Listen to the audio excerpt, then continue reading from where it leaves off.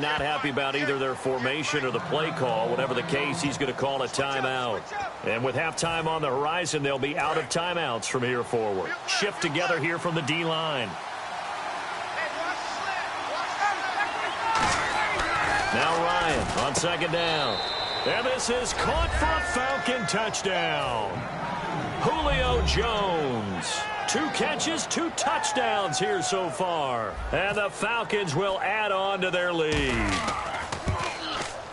And the lead is up to 18 now.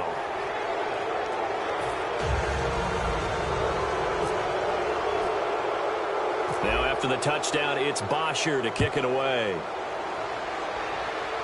And a short kick, taking it about the 16. And he nearly broke that for more, but as it is, they'll start this drive at about the 37-yard line. And now Cleveland geared up to take the field. And that last drive, a long drive, but not just that, they had a great air attack going. Do they stick with that? I would think that they would, because if they were confident enough to do it on the last drive, starting backed up in their own territory, why would you change anything? They've got to be confident about what they're presenting and continue to do so. Yeah, because the secondary, they really look clueless. And that was amazing because that drive went and went, no adjustments and no big plays by the defense to knock the ball away. Now Griffin on first down. Pryor has it complete. And he'll be taken down at the 46-yard line. And how about what Pryor did this year on a 1-15 team? 77 catches, over 1,000 yards, and we saw what an athlete he can be. We saw that in college, but, man, he can do a lot. And now he wants to be a wide receiver, and I think that's where the difference was, because you mentioned him being an athlete. He still wanted to be a quarterback, so he's resistant to making the move out wide. And now that he's doing it and doing it on a regular basis, I think this is the baseline of numbers we can come to expect from Terrell Pryor. And a hook up over the middle to Pryor. Give him 12 yards on that one. It earns him a fresh set of downs. So in the second quarter, he's already up over 100 yards receiving now. And isn't 100 the magic number for a really good game for a receiver? So he got a chance to really shatter. Now whistles come in. We're going to get a timeout here by the offense. It's just their first, so they'll have 2 remaining here before we get to halftime.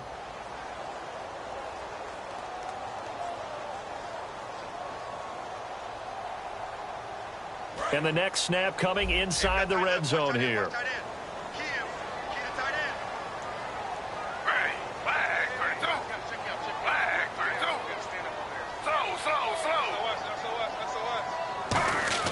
From the red zone now, here's Griffin on first down. He was looking for Terrell Pryor that time, and that'll bring up second down.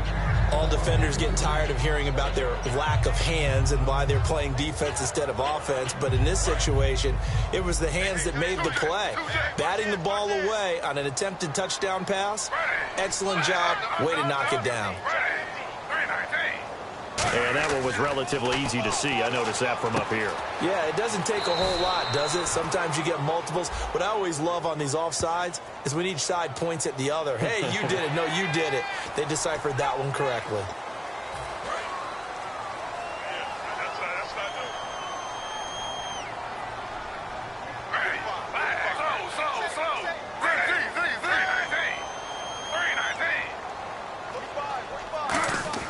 Throwing again, Griffin. And that's going to be caught for a Browns touchdown. Corey Coleman as the first half is winding down. And the Browns get a score closer. Well, this could be a big turnaround. They get the touchdown here in the final moments of the second quarter. And remember, Charles, they're going to get the ball to start quarter number 3 as well. So what you're saying is if they take the ball down to start the second half and score again, it could change the entire complexion of this game, couldn't it? Absolutely. And he's got it for the 2-point conversion. So they tack on a pair more here to narrow that deficit a bit further. Now after the score, it's Parkey on to kick it away. That's fielded in the end zone. And he's able to get it across the 20, but not by much, as he's marked down at the 21-yard line. Now the Falcons offense, they get ready to head back out here. And from this spot in the field with the clock where it's at, you think we're just going to see a knee and that's it? And I think in this situation, that's the proper play. But we do know there's some risk takers out there that may want to take one more shot before the clock runs out. The Pro Bowl wideout Julio Jones is intended receiver. And it's second down. Well, they went for the big play there, but that drop could really hurt their momentum. Ryan. He's got time in the pocket. He's going to try and go deep again. And it's incomplete. Took a shot, couldn't connect. We have hit halftime. Still 2 more quarters to go. We'll take a timeout. We'll be back after this. You're watching the NFL, and it's on EA Sports. It's in the game. So both teams have their marching orders, and we'll get going again here in quarter number 3. The return now by Alford. Oh, look at that. Oh, look at him turn.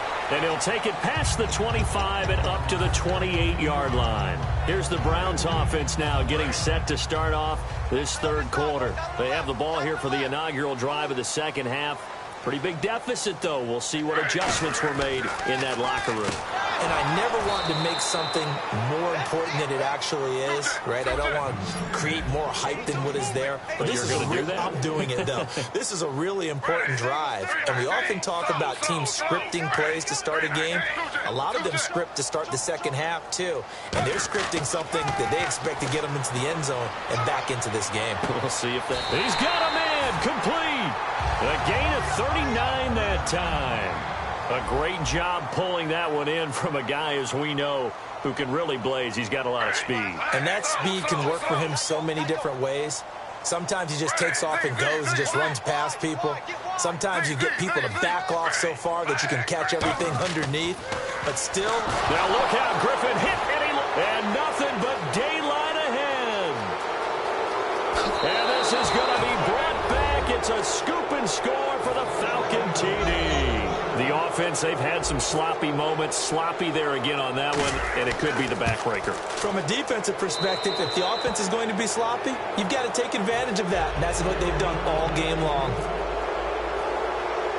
So here's the kickoff now as they'll get it again following that fumble return for a score. Fairly short kick, taken at the 14 here. And a good return as he'll be stopped just shy of the 30-yard line. And now Cleveland geared up to take the field.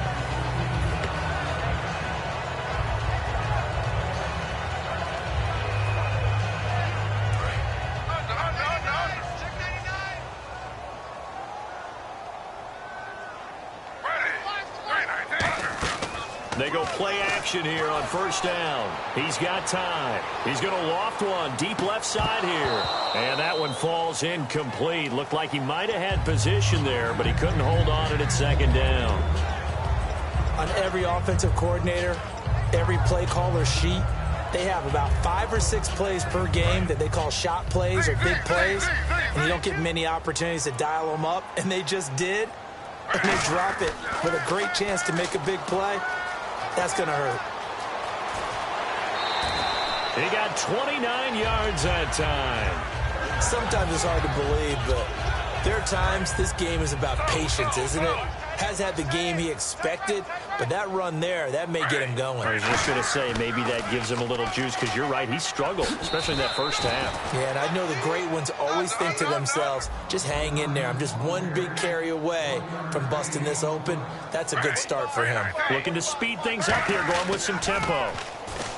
Now Griffin. Andrew Hawkins has it complete. 6 yards is the pickup, and that'll lead to a third down. Before the play even begins and you're looking for the opportunity to throw the curl route, you're hoping to see the linebackers backing up a little bit in order to give you space to throw the route inside.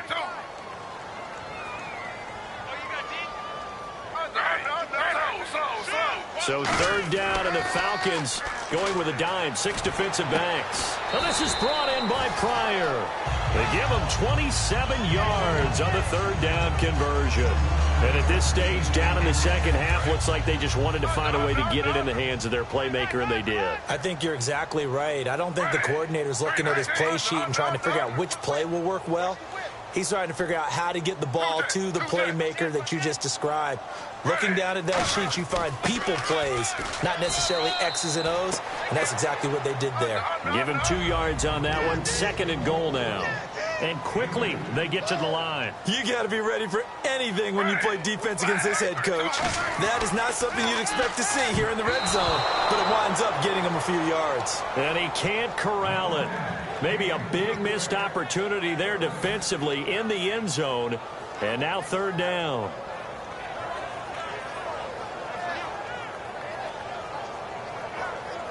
Gotta figure this is one they need here on third and goal. They come out here in the eye. On third and goal, here's Griffin. And he is into the end zone. Touchdown, Cleveland. Ricardo Lewis, a 5-yard touchdown. And the Browns make some inroads here on that deficit. And the lead cut down to 9.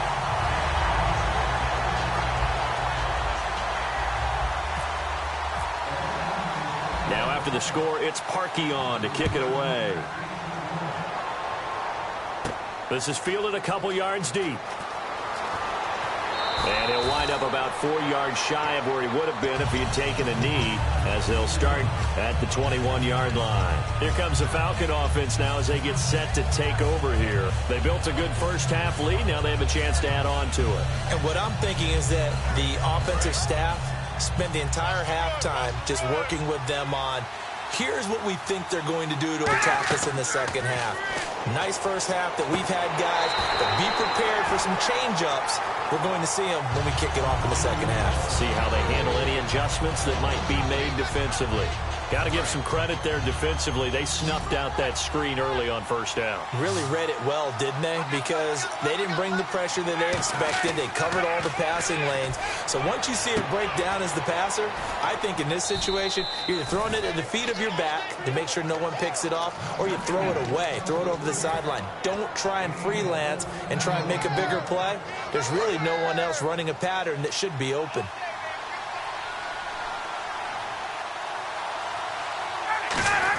Yeah, they'll let their fullback try and push the pile. Give him a couple on the run as it brings up the fourth down.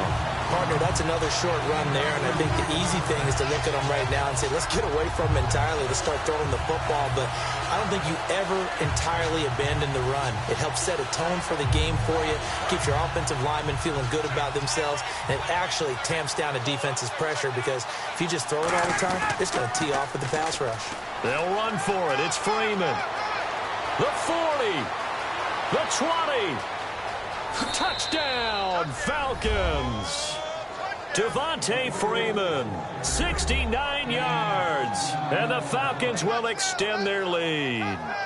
And on that long run, maybe the defense caught napping a little bit. The concentration level may not have been there. I agree with you on that one because those types of plays, when they result like that, they're almost like big bolts of lightning, aren't they? Whoosh, and off he goes. Now after the touchdown, it's Bosher to kick it away. It's a short kick, taking it to 15. And a nifty return there as he's all the way up past the 40-yard line. And now Cleveland geared up to take the field. That last drive, it was a good mix. Run, pass, defense on their toes. And what really helps out in a big way is when you're doing the run-pass mix and everything's working, that means that they're guessing wrong every time on defense. They think you're going to pass when you run and vice versa. I would continue that, and when they finally draw a bead on you, maybe you mix it up a little bit, a little play action and throw the ball. And will they maintain that balance? Time to find out.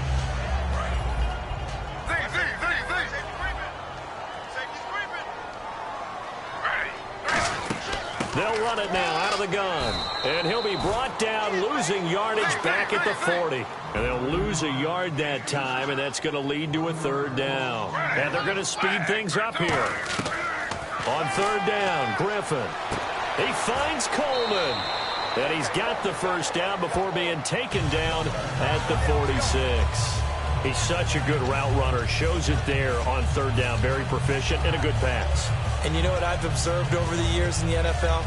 The better a route runner you are, the more confidence your guy's going to have in you to go to you in important times because he can trust you being in the right spot, and they connected there and picked up a first down. Oh, he's got a man wide open, complete. 30 yards on the pickup there. And it's good enough for a Cleveland first down. Well, we haven't been shortchanged on offense. Another fun play to watch there on the deep pass. This game has the feel of, what, a turkey bowl, a Thanksgiving day. You know, when we get together this year and the Davises and the Gardens get together, that's what our playbook's going to look like they're drawing them up in the dirt. And so far, it's working for both of them. And we're back now here in Cleveland. It's the Browns with a deficit. They're trailing, but with the football here to start the fourth.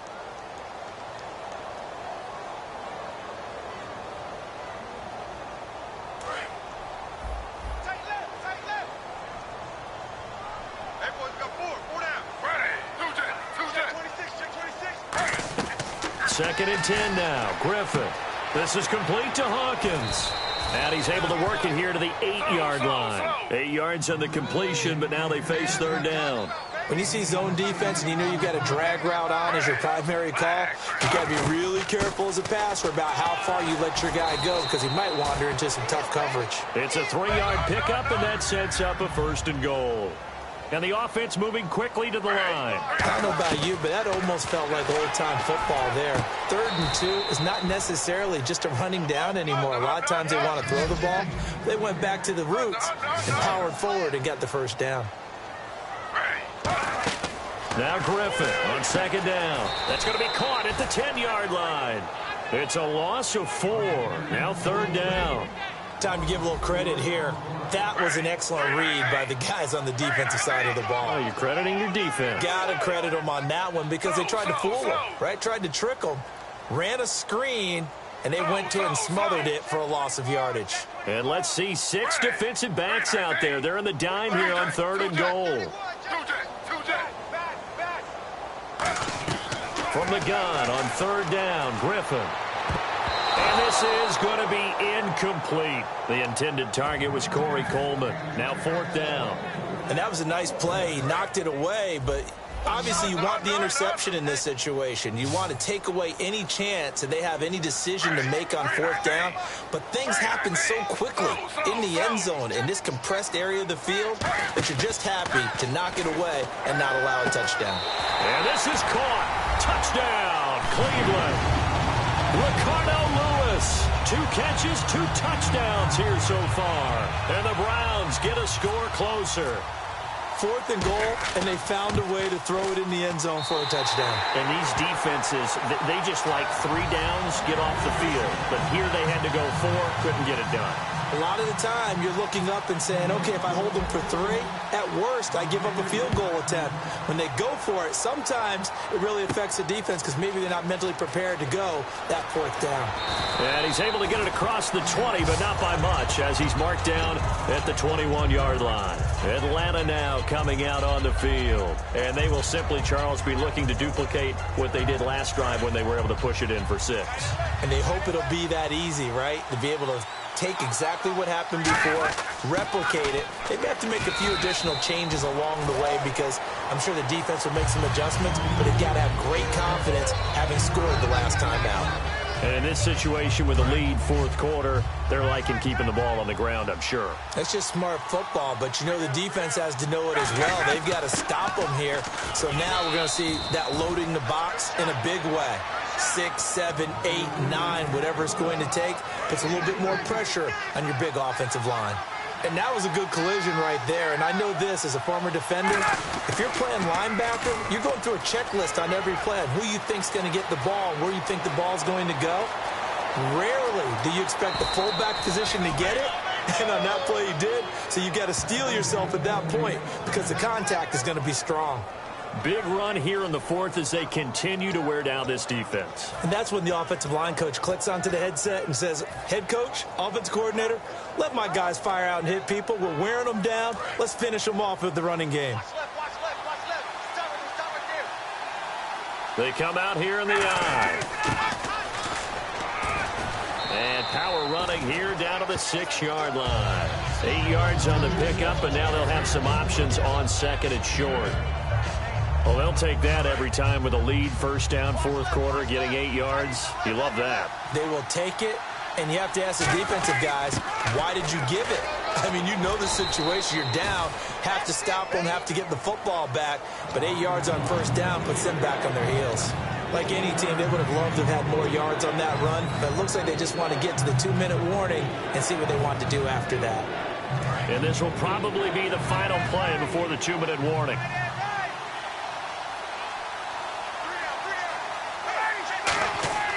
On 3rd and 1, Ryan. Time for a break. We'll come back and see this one out after this. So on 4th down, out trots the kicker in a big spot here from the right hash, and this one just a chippy.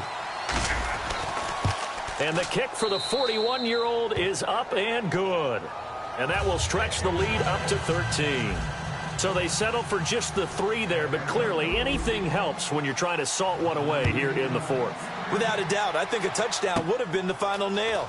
But 3 does give them some breathing room and lets them build up a little cushion. And they're going to wind up with pretty good starting field position as they get it up past the 35. And now the Browns offense trots back onto the field. Good drive last time. Really effective passing the football. Do you maybe mix it up, now go to the ground game and surprise the defense a little bit? I would anticipate the defense making some changes, but I wouldn't necessarily just absolutely go in the opposite direction. They're doing so well throwing the ball. Yeah, why I wouldn't change it up until they showed me a reason to do so. They got 2 of the 3 they needed there. It leaves them with 3rd and just a yard. And they're going to hurry back to the line now. On 3rd and 1, Griffin, and that is incomplete. The tight end, Gary Barnage, the intended receiver. And it's 4th down. On 3rd and 1, I think everyone in the stadium thought they'd try and run the football there, but they tried to surprise the defense and hit something through the air. Instead, it results in an incompletion. All right, they're going to try and keep hope alive here on 4th down. They're going for it. Going with their tight end on 4th. And he will have the first down as he gets this to the 47. Give him 7 on the play. And on 4th down, they're able to convert and move the sticks. Now a play fake here on 1st down. He's going to let it fly. And that will be incomplete. Looked like it might have been intercepted, but he's out of bounds. And a good thing, too, probably. That would have cost him yardage. And now they'll get the ball back on the turnover on downs.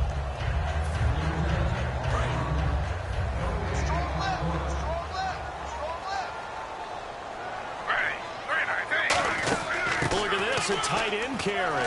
And he's going to fight his way forward here for a modest gain. Give him 4 on the ground there. They're now left with 3rd and 6. And now they're in the hurry-up. And that's a real risky play call to run it here with time being such a major factor. They need points here and fast. And he's going to get this one down right to the edge of the red zone of the chalk of the 20. I don't care how many times we say it, I still get a kick out of watching quarterbacks and receivers do the pass tree in pregame warm-up. But I always remember that when we go to practices, we see that after practices as well. They really tune it up, don't they? They tune it up. They know why they do it for these situations. First down. And they build that trust, and that's why they're able to find him in this type of a situation. And the stop will come inside the 5 at the 4. Now hold everything here. We're going to get a timeout by the offense. It's just their first. They've got 2 more to use here in the final stages.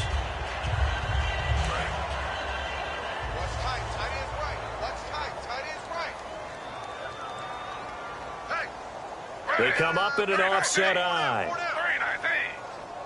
And the offense inside the 5 here at the 4. It's 1st and goal. And he's going to get this back to the 3-yard line and no further. Now whistles come in. We're going to get a timeout here by the offense. That'll leave them with just 1 remaining in this 4th quarter of play. And the offense readies for play number 10 of this series.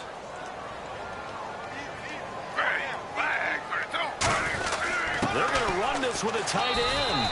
And he'll keep working toward that end zone as he's down to about the 2-yard line. Now hold everything here. We're going to get a timeout by the offense. It'll be their 3rd and final timeout, so as they talk things over, we'll step aside. They got to have 6 here. It's 3rd and goal.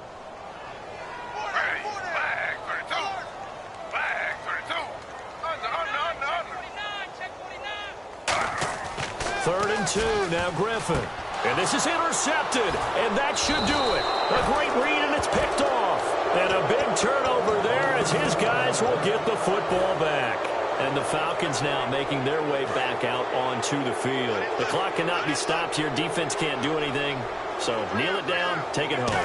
No doubt about it. It's what you practice for in winning situations each and every week. Victory formation. A fight for the football, and it's intercepted. Picked off by Jamar Taylor. And the Browns getting set to go. Well, this is just an exercise in futility. Do you even bother running a play here offensively? I wouldn't, because now is not going to erase what's happened during the game. So after it's over, you're going to go to the film, find out where the game was really lost. But this is not a situation now where you're going to make up for anything. We'll see what they do here. Trying to shake off the interception from the... It got his man complete. And a little bit of a consolation prize there. He's into the end zone. Won't win him the game, but they do get the score with all zeros showing. But some fantasy players are really happy with that score. And when a Hail Mary is completed for a touchdown pass like that, I think any defensive coordinator just puts their face right into their hands. I don't think there's any doubt about it. And I don't have stats in front of me. I don't have the empirical numbers that say that in recent years the Hail Mary pass has been completed more than it has been, but it feels that way, doesn't it? And I know the defenses are spending more time on it. I think the biggest mistake they make is that they play everything from behind the receiver. I think they've got to start getting people in front as well to try and knock the ball away.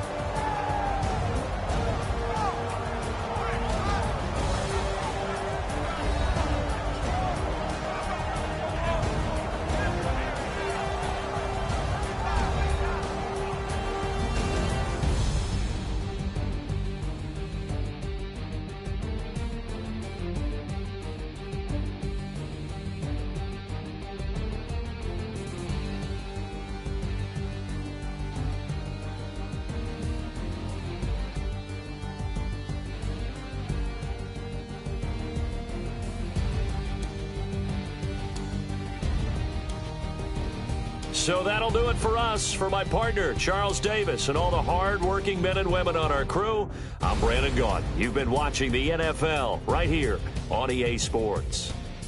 With that, we say good night from Cleveland.